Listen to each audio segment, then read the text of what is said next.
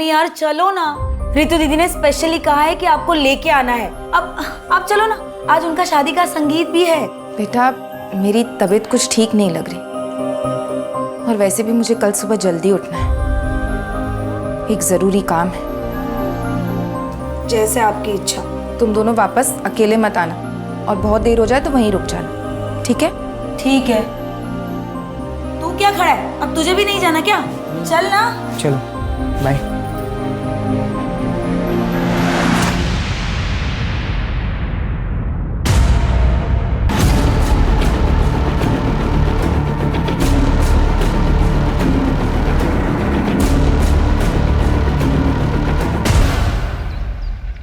Mummy mummy mummy mummy mummy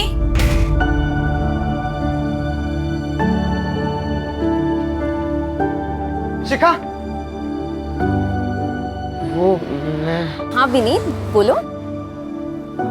वो हमें physics के नोट्स चाहिए थे, लेने रह गए। ओके मैं कल ला दूँ, चलेगा? हाँ ठीक है। शिखा हाँ बाय। या बाय।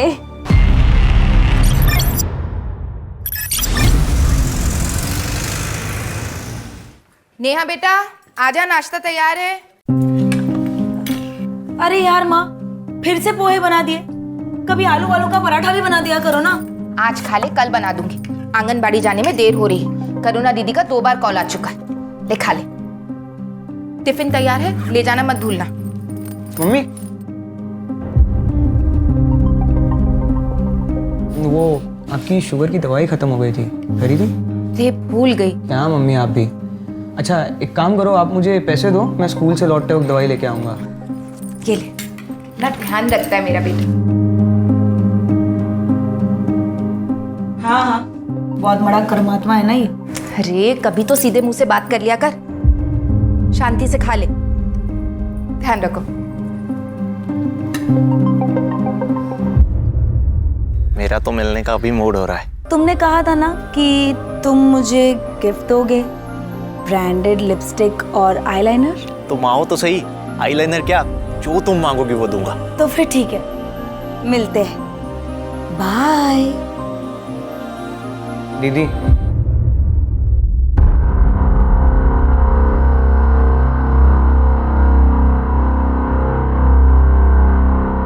चले।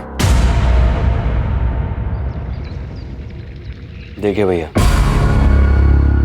पिछली बार तो भाभी की मौत की वजह से सारे सिंपत्ति के वोट्स हमें मिल गए, लेकिन इस बार बड़ी कड़ी टक्कर है।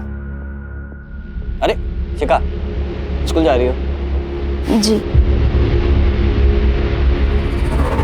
अच्छा 1 मिनट रुको। अरे पवन। हाँ साहब जी। शिखा बेटा को स्कूल छोड़ के आओ। चलिए छोटी मालकिन। नहीं चाचा जी, मैं चली जाऊंगी। छोड़ के आओ उसे। चलिए मालकिन।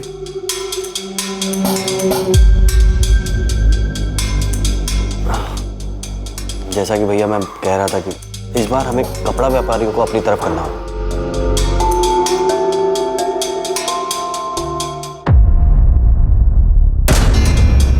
क्योंकि उनके बीच में आपके प्रतिद्वंदी सूबेदार रंजीत की काफी चर्चा हो रही है, जो कि अभी अभी आर्मी से वॉलंटरी रिटायरमेंट लेके आए।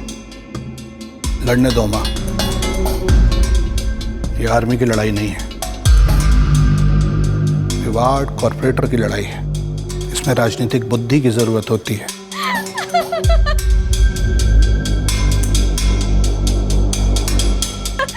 अच्छा चल मैं रखती हूँ फोन, बाद में बात करूंगी।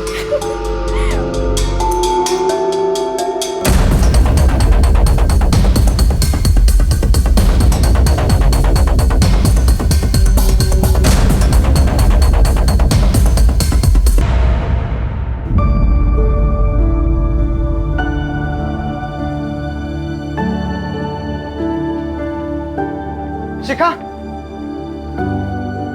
वो मैं हाँ विनीत बोलो। वो हमें फिजिक्स के नोट्स चाहिए थे, लेने रह गए। ओके मैं कल ला दूँ, चलेगा? हाँ ठीक है। शिखा हाँ बाय। या बाय। तो बे फट्टू, लड़की पटाएगा तू? अपनी औकात के हिसाब से लड़की पटा, वरना फट जाएगी जेब। तू क्या समझा? ओए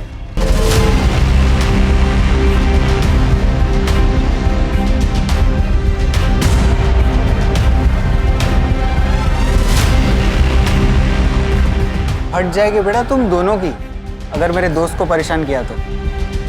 मजे की बात बोलूं, जेब नहीं फटेगी, कुछ और फटेगा। चलो निकलो। चल बे।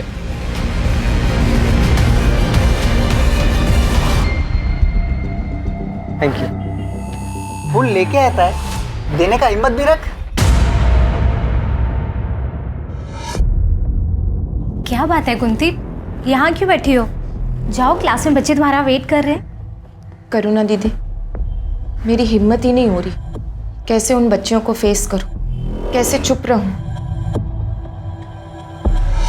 कुंती, वो बड़े लोग हैं। देख, तेरा ना इस सबसे बाहर आना ही ठीक है, उसी में हम सबकी भलाई है।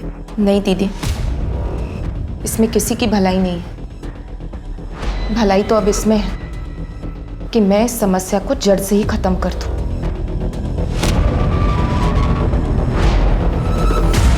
जितने गुलाब तूने प्रपोज करने से पहले वेस्ट किए, उससे कम में तो लोग शादी तक पहुंच जाते। तू शिखा को प्रपोज करने वाला है भी कि नहीं? करूंगा ना। हाँ तो कर ना।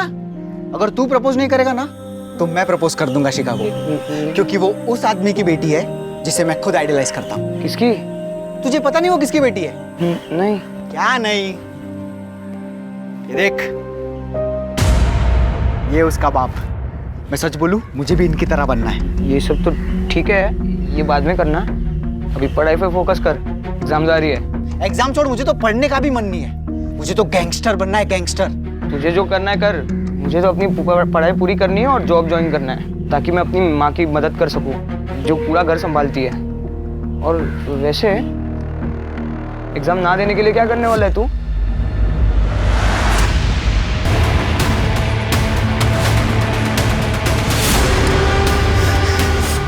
विनीत, तुम ठीक हो ना? सुबह चाचा, वो विशाल ने दुकानदार, उसने दुकानदार। मुझे मालूम है बेटा, तुम्हारी मम्मी ने बताया। चाचा, वो पुलिस वाले मुझे नहीं पकड़ेंगे ना? मैंने कुछ नहीं किया। तुम्हें कुछ भी नहीं होगा। रिलैक्स, रिलैक्स, मैं हूं ना। Come on.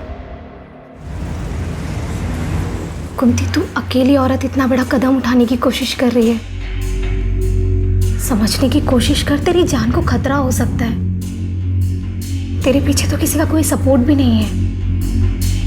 कम से कम तेरा पति होता तो तुझे हिम्मत मिलती। अगर आज वो होते तो जितनी हिम्मत मैं दिखा रही हूं उतनी भी नहीं दिखा पाती। दीदी, मेरे भी 2 बच्चे हैं, मैं चुप नहीं बैठ सकती। मैं जो कर रही हूँ मुझे करने दीजिए। मेरे पास उसके खिलाफ ठोस सबूत है अपनी बात साबित करने के लिए। अब उसे कोई नहीं बचा सकता। कल सुबह तक उसकी सच्चाई सारी दुनिया के सामने आ जाएगी।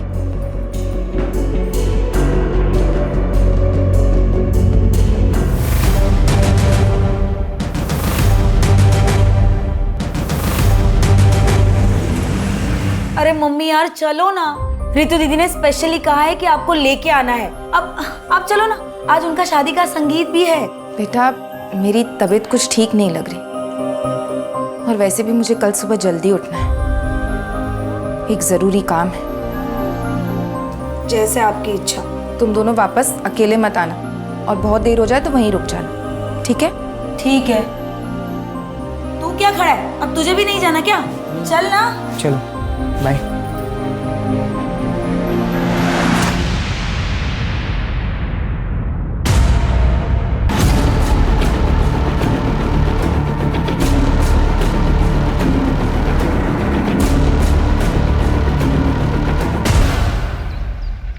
मम्मी, मम्मी, मम्मी,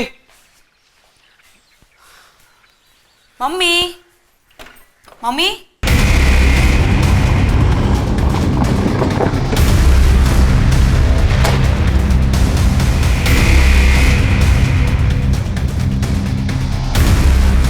हटिए आप लोग, एक सेकंड हटिए हटिए, पीछे हटिए।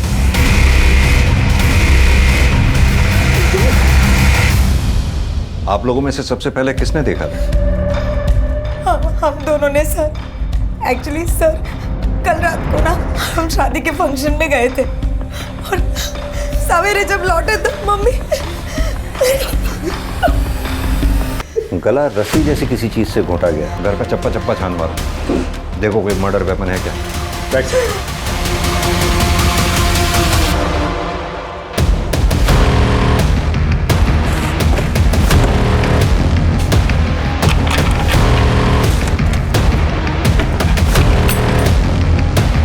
आप में से किसी ने कल रात कोई आवाज या किसी तरह की भी कोई चीज देखी हो? नहीं सर, हम लोग भी उसी शादी के फंक्शन में गए थे। ठीक है, धन्यवाद। आप लोग अभी जा सकते हैं। सर दरवाजे पर कोई फोर्स इंजरी के निशान नहीं है सर। घर का पिछला दरवाजा भी अंदर से बंद है। यानी कि ये बात साफ है, जो भी आया सामने के दरवाजे से आया और सामने के दरवाजे से ही बाहर गया। अब महेंद्र, ऐसा दो सूरतों में ही हो सकता है, या तो कुंती जी उस आदमी को जानती थी, उसके लिए इन्होंने खुद दरवाज़ा खोला होगा, या फिर कोई लुटेरा घर में लूटपाट या घर में सेंध लगाने के इरादे से आया और अंदर घुसा। आप लोगों को किसी पे शक है? हाँ सर, ये सब उस सुनील ने किया है। कौन सुनील? वो लड़का ना मुझे हैरेस करता था और कुछ दिन पहले पता नहीं क्या सीखेगा ये सारी चीजें, मुझे तो बिल्कुल।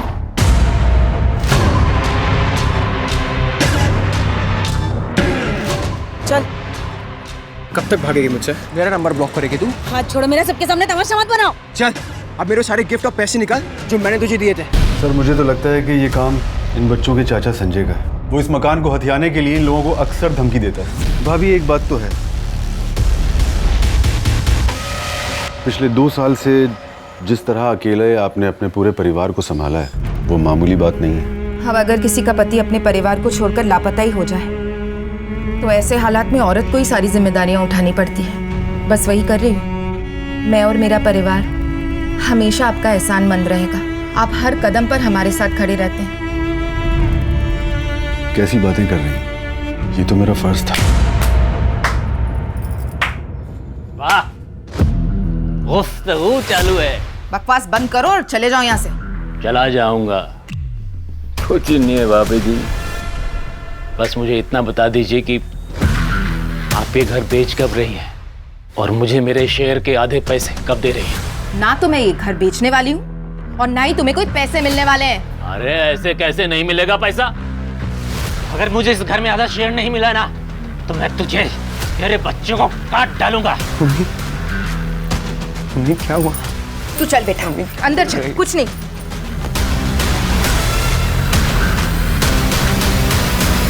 आपकी तारीफ? इनके पिता अजय मेरे बचपन के दोस्त। तो इनके पिता अजय वो कहाँ हैं? वो पिछले 2 साल से इन लोगों को छोड़कर कहीं चला गया। पूरा घर छान मारा लेकिन कोई सबूत हाथ नहीं लगा। बॉडी का पंचनामा करवा के पोस्टमार्टम के लिए भिजवाओ। फॉरेंसिक टीम को भी इन्फॉर्म कर दो।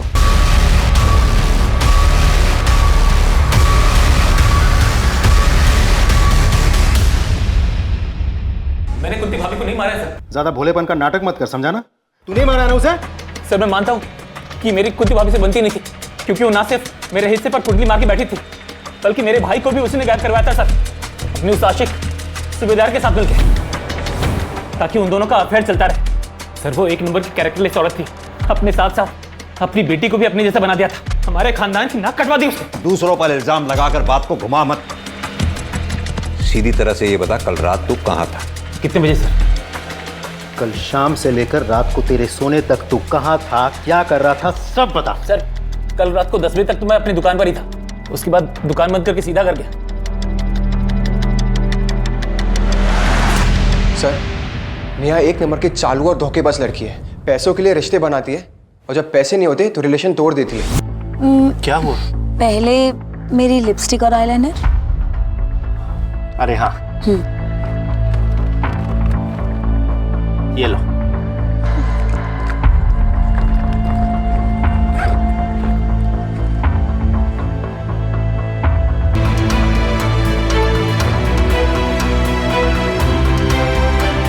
मुझे उसको सबक सिखाना था सर, और इसलिए मैंने उसका रास्ता रोका था। जो लड़का किसी लड़की की बेवफाई के बदले में उसका रास्ता रोक सकता है, उसको मॉलेस्ट कर सकता है। किसी के थप्पड़ मारे जाने के बाद बदला लेने के लिए उसकी जान नहीं ले सकता वो। नहीं सर, आप गलत समझ रहे हैं। मैंने नेहा की माँ को नहीं मारा है। कल रात कहाँ था तू? सर अपने घर पे ही था।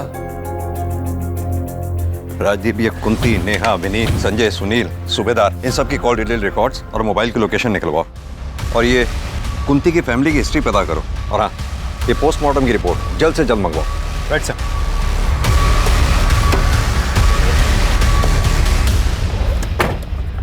सर कुंती की पोस्टमार्टम रिपोर्ट आ गई है सर। रिपोर्ट के हिसाब से कुंती की मौत 16 अक्टूबर को रात 11 से 12 बजे के बीच में दम घुटने से हुई है। एक बात और सर, कुंती की बेटी नेहा का फोन आया था। मम्मी की डेड बॉडी पर मंगलसूत्र तो था ही नहीं, मंगलसूत्र गायब है सर। कातिल ने सिर्फ मंगलसूत्र चोरी किया, इस बात के पीछे क्या राज हो सकता है? सर, सभी के कॉल डिटेल्स और लोकेशन डिटेल्स आ गए हैं। इसके हिसाब से हादसे के वक्त नेहा और विनीत शादी के फंक्शन वाले एरिया में थे, लेकिन सुनील, संजय और सुबेदार ये तीनों अपने अपने घर वाले एरिया में थे। राजदीप, आजकल इन मोबाइल लोकेशन की रिपोर्ट्स पे भरोसा नहीं किया जा सकता। क्रिमिनल बहुत स्मार्ट हो गए हैं। उन्हें पता है पुलिस सबसे पहले कॉल डिटेल रिकॉर्ड्स और उनके मोबाइल की लोकेशन खंगालेगी, इसलिए वो जो भी क्राइम अटेम्प्ट करते हैं उसके अकॉर्डिंगली ही प्लान करते हैं। कुंती की फैमिली की हिस्ट्री के बारे में कुछ पता चला? कुंती का पति अजय आज से 2 साल पहले अचानक रहस्यमय तरीके से गायब हो गया था। उसके बाद से लेकर आज तक वो कहाँ है किसी को कुछ नहीं पता। क्या कुंती के परिवार वालों ने अजय के मिसिंग होने की कंप्लेंट लिखवाई थी? कंप्लेंट लिखवाई थी सर, इन्वेस्टिगेशन शुरू भी हुई थी, लेकिन उसके बाद किसी को कुछ पता नहीं चला। अच्छा, ये कुंती के बच्चों के बारे में कुछ पता चला? लोगों का कहना है कि विनीत बहुत ही पढ़ाकू और डरपोक टाइप का लड़का है, जबकि कॉल रिकॉर्ड्स के मुताबिक नेहा करीब आधे दर्जन लड़कों के साथ ऑड आवर्स में बात करती है। इसका मतलब क्या सुनील जो बोल रहा था वो सच है? सर कहीं ऐसा तो नहीं है कि कातिल नेहा को मारने के लिए आया हो, और चूंकि नेहा घर पर नहीं थी तो उसका सामना नेहा की माँ कुंती से हो गया।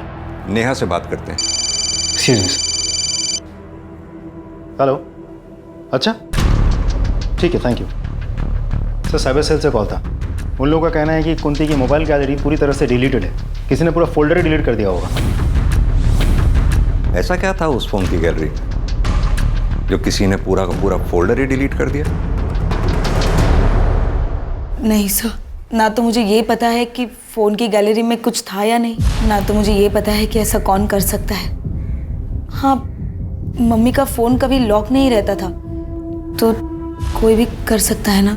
हमने तुम्हारे कॉल डिटेल रिकॉर्ड्स निकलवाए तो उसमें पाया बहुत से लड़कों के नंबर हैं उसमें, जिनसे तुम्हारी ऑड आवर्स में बहुत लंबी लंबी बातें होती हैं।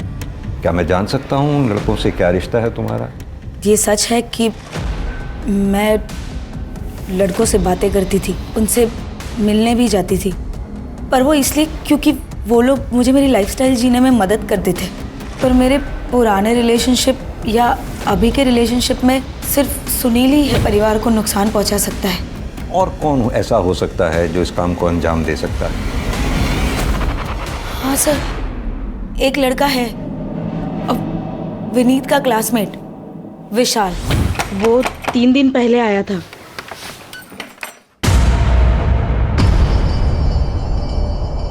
तू यहाँ क्या कर रहा है? तुझे तो बाल सुधार गृह में डाला था ना? भाग के आ गया। विनीत कहाँ है? मुझे मिलना है उससे। क्यों मिलना है विनीत से? अपने जैसा बनाना है क्या? मेरे जैसा बन गया ना, उसकी जिंदगी बन जाएगी। विनीत कहाँ है? बुलाओ, वो काम है मुझे। अब रहने दो, मैं खुद ही ढूंढ लेता हूँ। अरे आंटी आप खबरदार जो मेरे घर में या मेरे बेटे की जिंदगी में घुसने की कोशिश की तो। ये आपने अच्छा नहीं किया। आपको पता है जिसने मुझ पे हाथ उठाया है वो आज तक बचा नहीं है। देख लेना, महंगा पड़ेगा। निकाल यहाँ से। सर वो बहुत सनकी लड़का है। अभी कुछ दिन पहले ही उसने एक आदमी को दिन दहाड़े चाकू मार दिया था। कहाँ रहता है ये विशाल? जी मालूम है सर, मेरा बेटा विशाल बाल सुधार घर छोड़ के चला गया है। सर वो आया था 1-2 बार घर, लेकिन रुका नहीं, चला गया। उसका कोई फोन नंबर या फिर कोई तरीका उससे कांटेक्ट करने का? जी नहीं, ऐसा कुछ नहीं है मेरे पास। उसका कमरा देखना है हमें। आइए सर।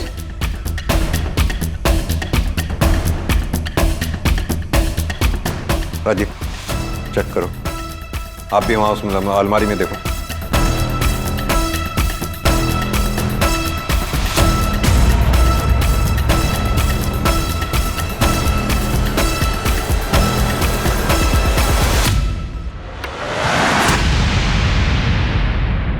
सभी आर्टिकल्स गैंगस्टर्स से रिलेटेड है। सब छटे हुए क्रिमिनल्स हैं। आपके बेटे ने ये सब क्यों कलेक्ट कर रखी थी? दरअसल विशाल गलत संगत में पड़ गया है, वो इनके जैसे गैंगस्टर बनना चाहता है सर।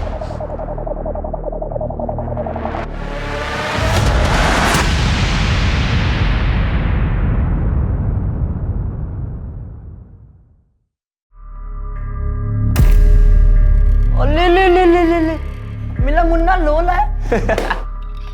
अब ना तो मम्मा बॉय की मम्मा है और ना ही विशाल पापा। अब कौन ख्याल रखेगा रे तेरा? बोल कौन कौन कौन कौन कौन बचाएगा तुझे हम दोनों से? बचाएगा तुझे हम दोनों से।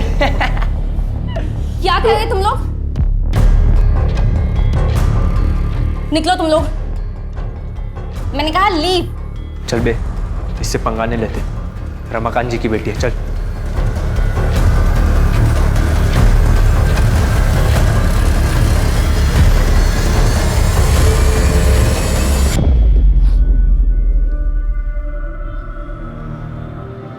ठीक हो तुम? थैंक यू मुझे बचाने के लिए। तुम्हें कुछ पता चला कि विशाल कहाँ है?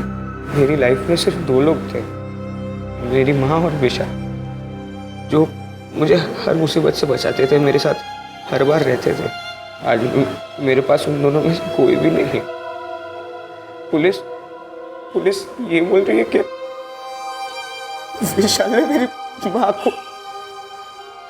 तुम हिम्मत रखो, धीरे धीरे सब ठीक हो जाएगा। एक दिन सच भी सामने आएगा।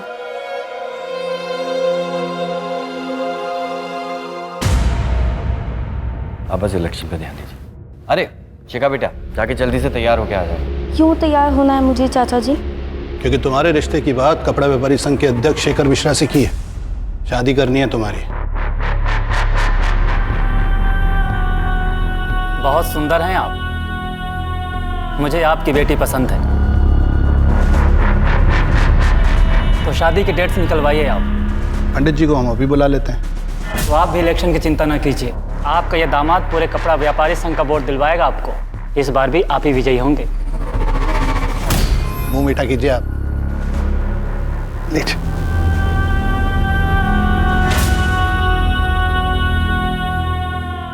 विनीत,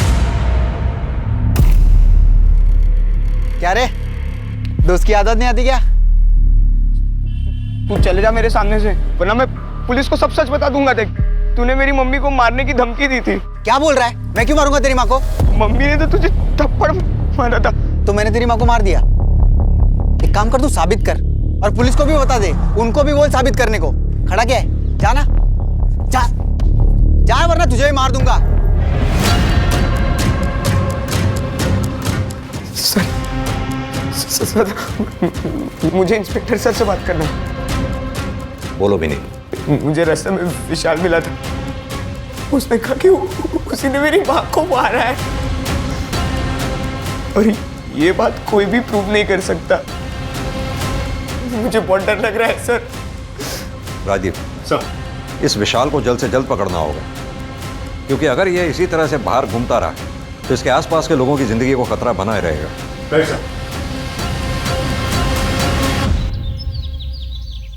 सर, कुंती के फोन गैलरी का डेटा जो डिलीट कर दिया गया था, उसको साइबर सेल ने रिट्रीव कर लिया सर। उसकी गैलरी में बहुत ही शॉकिंग वीडियो मिला है सर।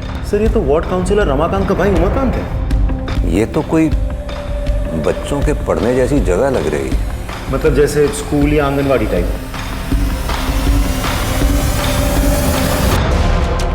अब सीधी तरह से ये बता, कुंती के मोबाइल से ये वीडियो डिलीट कैसे हुई, और तू उस वक्त कुंती के घर पर क्या कर रहा था जब कुंती का मर्डर हुआ? सर, मुझे नहीं पता सर, मैं तो वहां गया ही नहीं था सर। झूठ मत बोल, तेरी कॉल डिटेल्स है हमारे पास। 16 अक्टूबर की रात 11 से 12 बजे के बीच तो कुंती के घर वाले एरिया में मौजूद था कि नहीं? दूंगा रख के। बता दो। मैं कुंती के घर गया था, क्योंकि मुझे पता चल गया था कि उसने मेरी ये वीडियो तब बना ली थी जब। फिर क्या हुआ? मैंने आंगनवाड़ी केंद्र में कुंती किसी ने करुणा पर दबाव बनाया कि वो मुझे सब कुछ सच सच बता दी, और उसने मेरी पावर के डर से मुझे सब कुछ सच सच बता दी। मैं सिर्फ कुंती के घर उस रात उसे समझाने के लिए गया था, जैसे मैं वहाँ पहुँचा मैंने देखा कि कुंती वहाँ, मैंने सबसे कुंती का मोबाइल उठाया और अपनी वीडियो डिलीट की। उसके अलावा मैंने कुछ नहीं किया सर। राजदीप सर, अच्छी तरह से तोड़ाई करो उसकी जब तक ये सच ना उगले। सर नहीं सर, मैंने कुछ बोल सच। सच बोल रहा हूँ सर।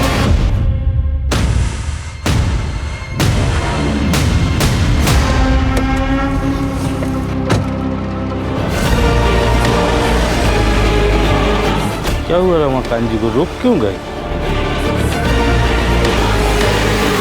लेकिन दिनेश, एक बात समझ में नहीं आई मेरे। आखिर ये कातिल इस गाड़ी में घुसा तो घुसा कैसे? क्योंकि ना तो रमाकांत किसी के साथ आया था और ना इस गाड़ी में कहीं कोई भी फोर्स एंट्री के निशान है। तुमने सीसीटीवी फुटेज चेक किया? सीसीटीवी गेट की दूसरी तरफ दूसरे एंगल पर है। मैंने चेक किया तो मुझे उसमें कुछ दिखाई नहीं दिया, ये गाड़ी भी नहीं दिखी। बट सर मुझे एक बात समझ नहीं आ रही, आखिर रमाकांत जी यहाँ अकेले आए क्यों थे? तुमको किसी पे शक है? सर शक नहीं, पूरा यकीन है। ये जरूर उस राघव ने किया होगा। ये राघव कौन है? तो भैया की पहली पत्नी का भाई, अभी वो कुछ ही दिन पहले घर पर आया था। अपनी घर की औरतों को अपने राजनीतिक फायदे के लिए सीढ़ियां बना रहा है तू।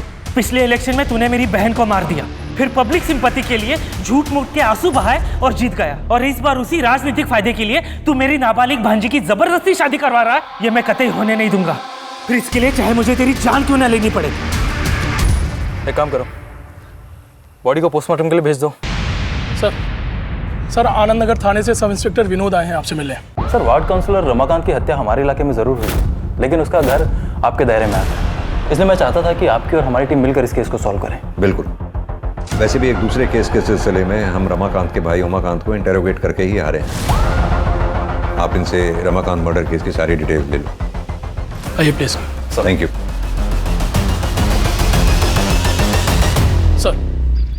सर रमाकांत मर्डर केस में जितने भी सस्पेक्ट्स हैं सभी के सीडीआर क्लीन लग रहे हैं सर, सिवाय उसके बीवी कोमल के।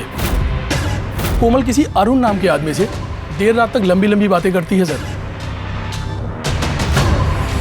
सिर्फ मेरी हंसने की आवाज बाहर जाने की वजह से उसने मुझे इतना मारा। अरुण अब मुझसे और बर्दाश्त नहीं होगा, तुम कुछ करो नहीं तो मैं मर जाऊंगी। कोमल, कुछ नहीं होने दूंगा मैं तुमको, मैं बाहर निकालूंगा तुमको। हाँ, चाहे उसके लिए मुझे अगर तुम्हारे पति का मर्डर भी करना पड़ा ना, तो उससे भी नहीं हिचकिचाऊंगा मैं। तुम बस थोड़ा सब्र रखो।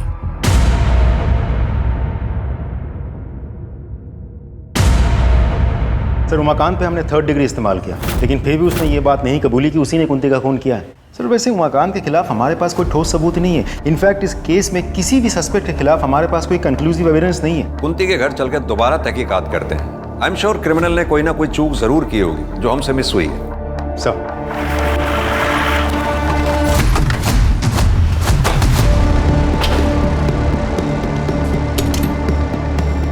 ताला लगा हुआ है। राजदीप सर, दोनों बच्चों को फोन करके बुलाओ और ये ताला खुलवाओ। Right sir. आप लोग भी अच्छी तरह से आसपास चेक करो, देखो कुछ मिलता है क्या।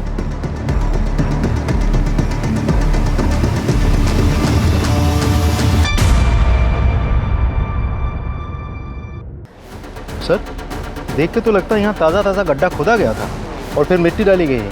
किसी को बुलाओ और ये खुदाई करवाओ। सर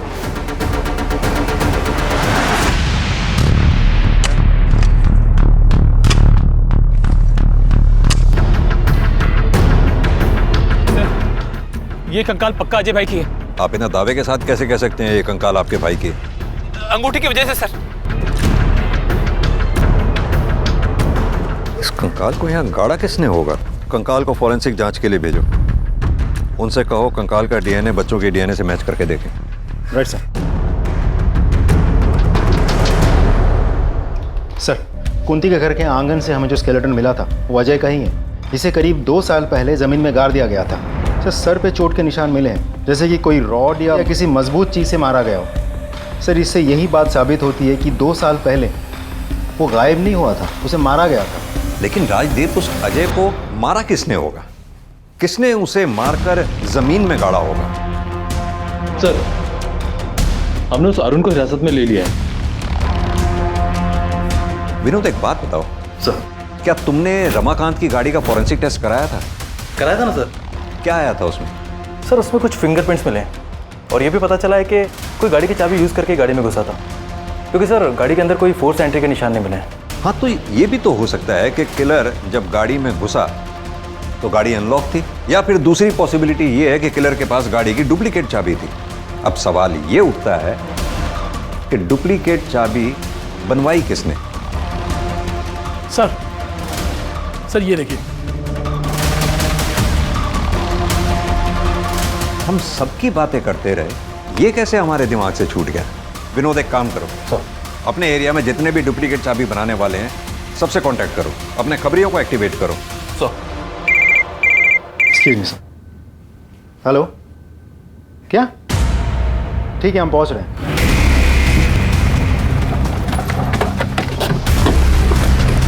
बॉडी का पंचनामा करा के इसे पोस्टमार्टम के लिए भेजो। बोतल्स वगैरह आसपास रखी हुई हैं, इसको कलेक्ट करके जांच के लिए भिजवाओ। जिस आदमी को विशाल ने चाकू मारा था उसके परिवार के बारे में भी पता करो। Right sir.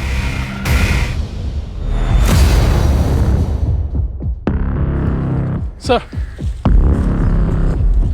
ये देखिए क्या मिला है सर। हाँ सर, मैंने डुप्लीकेट चाबी बनाई थी लेकिन उसका नाम नहीं पता। दिनेश, एक काम करो, सामने चेक करो कोई सीसीटीवी कैमरा लगा है क्या, शायद वहां से उस आदमी का कोई क्लू मिल जाए। Okay sir. सर, विशाल की पोस्टमार्टम रिपोर्ट आ गई है। विशाल की मौत 30 अक्टूबर दोपहर 3 से 4 बजे के बीच हुई है। एक और इम्पोर्टेंट बात सर, विशाल के नाखून से ह्यूमन फ्लैश मिले हैं। हो सकता है उसका कातिल का हो। सर क्राइम सीन पे मिले फिंगरप्रिंट्स और एविडेंसेस की फॉरेंसिक रिपोर्ट आ गई है सर, ये रही। सर रिपोर्ट के हिसाब से विशाल के क्राइम सीन पे जो फिंगरप्रिंट्स मिले थे वो रमाकांत की गाड़ी के 1 सेट ऑफ फिंगरप्रिंट से मैच कर रहे हैं सर। शिखा, तुम्हारे पापा की हत्या से पहले कोई तुम्हारे घर आया था? सब पापा और चाचा को मिलने तो बहुत लोग आते थे, लेकिन सब बाहर से ही मिलके चले जाते थे। क्या कोई ऐसा जो घर के अंदर आया? मुझे याद नहीं। ठीक। 1 मिनट सर, मुझे याद आ गया, वो आया था। कौन वो? सर मैं वो शख्स मिल गया है जिसने रमाकांत की गाड़ी की डुप्लीकेट चाबी बनाई थी। ये देखिए सर। इसने बनवाई है डुप्लीकेट चाबी? सर मैंने पता कर लिया है वो फ्रेम किसका है। किसका? इसकी कॉल डिटेल रिकॉर्ड्स और मोबाइल की लोकेशन निकलवाओ immediately. Right sir.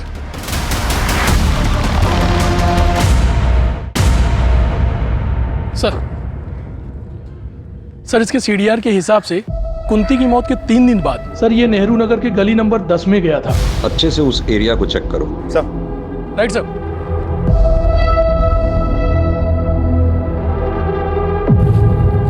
Mahendra. Sir. खुद आओ। Right sir.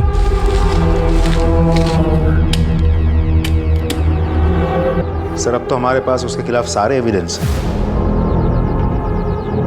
उठा लाओ उसे।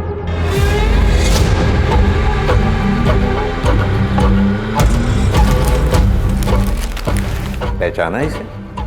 ये हमें विशाल की डेड बॉडी के पास मिला और जिस दुकान से तुमने इसे बनवाया था उस दुकानदार से भी हमने ये वेरीफाई कर लिया। तुमने रमाकांत को क्यों मारा?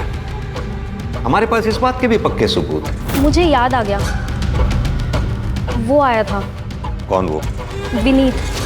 वो नोट्स लेने आया था लेकिन 1 घंटे में लौटा के चला भी गया। और यही नहीं, हमारे पास वो सीसीटीवी फुटेज भी है जिसमें तुम डुप्लीकेट चाबी बनवाते हुए साफ दिखाई दे रहे हो। और इसके साथ ही हमें रमाकांत की गाड़ी से तुम्हारे फिंगरप्रिंट्स भी मिले। अब तक तुमने जितने भी मर्डर किए हैं हमारे पास तुम्हारे खिलाफ हर मर्डर का पक्का सबूत है। अब तुम बताना शुरू करो। बोलो। हाँ मैंने मारा है सबको। मेरी शुरू से ही आदत रही है कि अगर मुझे कोई चीज़ अजीज लगती है और उसे कोई कष्ट देता है या मुझसे दूर करने की कोशिश करता है ना, बर्दाश्त नहीं होता मुझसे। जैसे कि 2 साल पहले हुआ था। फिर मुझे शिखा से मैं प्यार करने लगा और मैं अपने दिल की बात का इजहार करना चाहता था उसके बर्थडे पे और उसे गिफ्ट देना चाहता था, पर माँ के पास पैसे नहीं थे। मैं वापस संगीत के लिए निकल गया लेकिन माँ की कही हुई बात ना मुझे चूक गई। माँ ने शिखा को डायन कहा था। इसलिए मैं पूरी तैयारी के साथ वापस आया। मंगलसूत्र मैंने उनके गले से उतारा ताकि मैं शिखा के लिए बर्थडे गिफ्ट ले सकूं। उसके बाद मैंने अपने कपड़े बदले और मैं वापस संगीत के लिए निकल गया। फिर मुझे पता चला कि वो रमाकांत शिखा की शादी करा रहा था और ये ना मैं हर हाल में होने नहीं दे सकता था। इसलिए मैंने रमाकांत का पीछा किया और उसकी एक डुप्लीकेट चाबी बना ली और मौका ढूंढता रहा। एक दिन वो विधायक के वहाँ गया। मैंने चुपके से उसकी गाड़ी में एंट्री मारी और मैं उसकी राह ताकते रहा। लेकिन विशाल को क्यों मारा? शिखा को विशाल पसंद था और ये चीज़ मैं नहीं देख सकता था। शिखा तू ऐसे कब तक इसे घूरती रहेगी? तू बता क्यों नहीं देती कि तू इसे चाहती है? बता दूंगी, फाइनल एग्जाम हो जाए पक्का बता दूंगी। मेरा दिमाग खराब हो गया। मैंने विशाल को ढूंढा और चल कोई बात नहीं, दोस्ती में तो ये सब होता रहता है। तुम्हारा कैरेक्टर तो सच में ही समझ से बाहर है। सच बताऊं, तुम मानसिक रूप से बीमार हो और मैं हायर अथॉरिटीज से ये रिक्वेस्ट करूंगा तुम्हें तुम्हारे गुनाहों की सजा वो दी जाए जो किसी एडल्ट को दी जानी चाहिए।